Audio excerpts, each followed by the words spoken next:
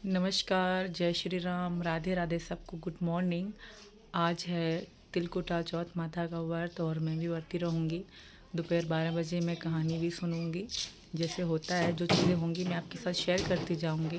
तब तक के लिए बाय बाय, जय श्री राम। तो मम्मी जी, हम सब लोग, क्योंकि मम्मी भी व्रती हैं, तो हम लोग अभी कहानी सुनेंगे। तो अभी छत पे जा रहे हैं और आगे की चीज़ें आपसे शेयर करते हैं। बताओ मैं कैसी लग रही हूँ साड़ी में। तो ठीक है जी, सब लोग आशीर्वाद देना हमें। हम भी आपके लिए भगवान जी से प्रार्थना करते हैं, आप हमें हमारे लिए भगवान जी से प्रार्थना करना।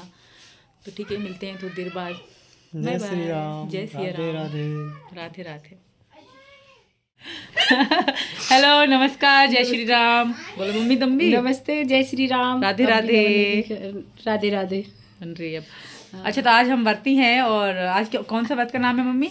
आज है सकट को व्रत, और वैसे तिलकुट्टी बोले हैं। तिलकुट्टी का व्रत है आज। हम भी व्रती है। अपनी माँ अपने बेटे के लिए रहती है, मैं राज के लिए हूँ, तो मम्मी अपने बेटे के लिए है। हाँ, और का तो आज बाकी हम अब छत पे जा रहे हैं, अभी कहानी सुनेंगे, है ना मम्मी? हाँ, बढ़ते भाई, कहानी जाने छत पे जाके कहानी सुनेंगे और बैठ सबके गए। लिए हैप्पी सकट।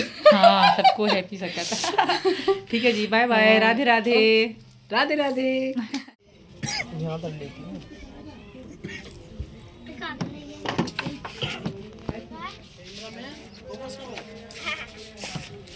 फोकस कर कुछ बोलो, कुछ बोलो।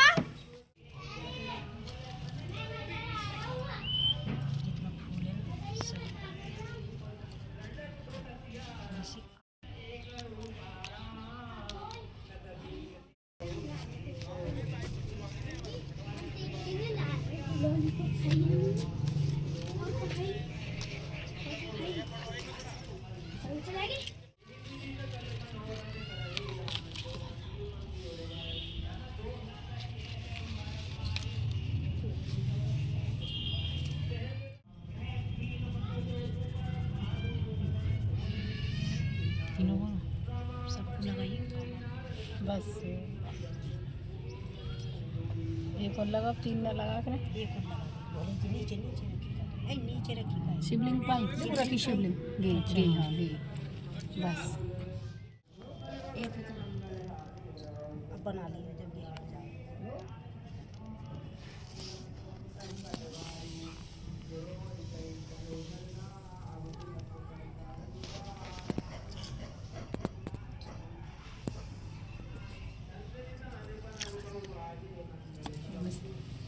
डाल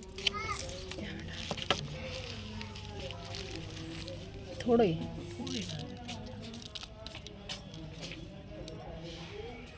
और क्या कहते हैं? बस अब ले, अब पत्ताते को कर दे भगवान जी को।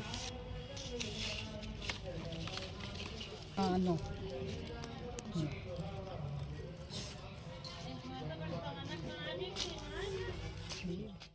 एक बार एक गांव में एक बुढ़िया रहती थी। बुढ़िया बहुत ज़्यादा गरीब थी। उस बुढ़िया के एक बेटा था। बुढ़िया का बेटा गांव के पशुओं को जंगल में चराने ले जाता और बदले में जो भी चराई मिलती उसी से उनका घर चलता था। इसी तरह से दिन कट रहे थे। एक दिन बुढ़िया के बेटा जब पशुओं को चराने जंगल में जा रहा था तो रास्ते में उसकी चाची ताई मिल गई और बोली कि बेटा, तुम तो सारा दिन जंगल में पशु चराते फिरते हो, तुम्हारी माँ घर में बैठ के पकवान बना बना के खाती है। लड़का बोला, ऐसा तो हो ही नहीं सकता। तब चाची ताई बोली कि तुम्हें भरोसा ना हो तो आज थोड़ी देर पहले जाके देख ले, खुद अपनी आंखों से देख लेना। लड़के ने सोचा, ठीक है, देखने में क्या हर्ज है। लड़का जिस समय अपने घर रोज जाता था उससे थोड़ी देर पहले आ गया। उस दिन सकट चौथ का व्रत था और बुढ़िया तिलकुट बना रही थी। कढ़ाई चढ़ा रखी थी और तिल भून रही थी। अब ये देखकर लड़के ने सोचा कि मेरी ताई चाची तो ठीक कह रही थी, मैं तो जंगल जंगल भूखा प्यासा पशु चराता फिरता हूँ, मेरी माँ तो पीछे पकवान बना बना कर खाती है। उसको ताई चाची की सीख लग गई थी।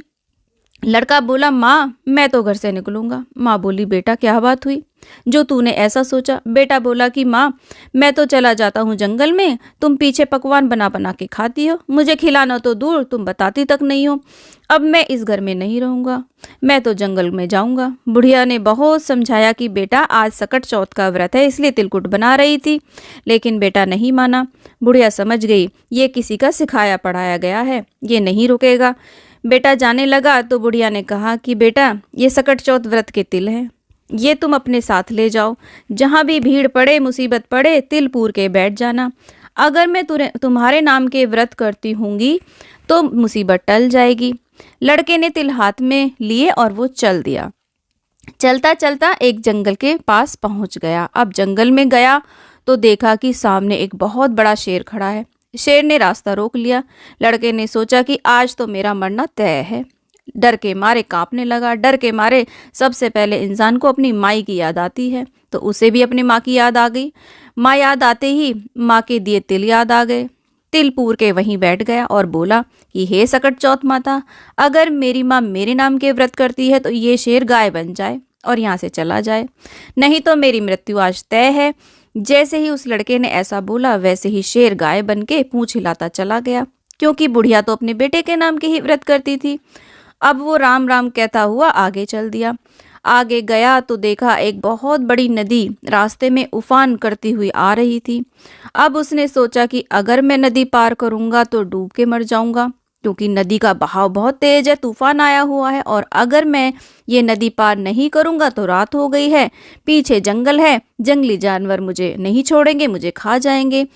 आगे कुआं पीछे खाई, फिर याद माई की आई। अब तो तिलपुर के वो बैठ गया और बोला कि हे सकट चौथ माई, अगर मेरी माँ मेरे नाम के व्रत करती थी तो ये नदी 2 हिस्सों में बट जाए और मुझे रास्ता दे देगी, नहीं तो आज तो मेरा मरना तय है। अब जैसे ही कहा नदी 2 हिस्सों में बट गई, उसे रास्ता मिल गया, क्योंकि बुढ़िया तो उसी के नाम के व्रत करती थी। नदी पार करके दूसरी नगरी में पहुंच गया। वहां देखा कि एक बुढ़िया पूड़े बनाती जाए और रोती जाए। अब उसने बुढ़िया से पूछा कि हे माई, पूड़े बना रही हो इसका मतलब कोई खुशी है, और साथ में रो रही हो तो तुम दुखी क्यों हो? ये खुशी और दुख एक साथ कैसे? अब बुढ़िया बोली कि हे बेटा, कैसे बताऊं, हमारी नगरी में हर 6ठे महीने आव पकता है और आव में एक इंसान की बलि दी जाती है। उसे आव में बिठाया जाता है। हर घर से रोज एक का नंबर आता है। आज मेरे घर का नंबर है और मेरे एक ही बेटा है। आज मेरा बेटा आव में मर जाएगा, इसलिए मैं दुखी हूँ। ये सोचकर मैं रो रही हूँ और आज मेरे बेटे का आखिरी दिन है, आखिरी बार उसके लिए भोजन बना रही हूँ, तो कुछ अच्छा बना के खिला दूँ, इसलिए मैं पूड़े बना रही हूँ।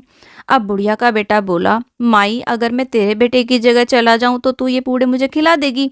बुढ़िया बोली, बेटा पूड़े तो तू चाहे जितने खा। जय चौथ माता की। माता की। जय हो मैया, जय हो। जैसी चौथ मैया तू हमको आई, ऐसी सबको आई हो। सबके बालक ठीक ठाक रहे, अपने घर सब खुश रहे। सबके घर सुख शांति। जय जय गणेश।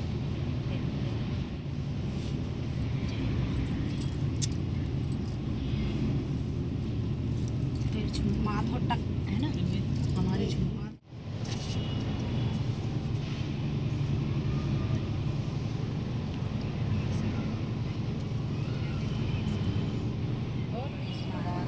गणेश भगवान, हर हर महादेव, इनको खुशी रही हो।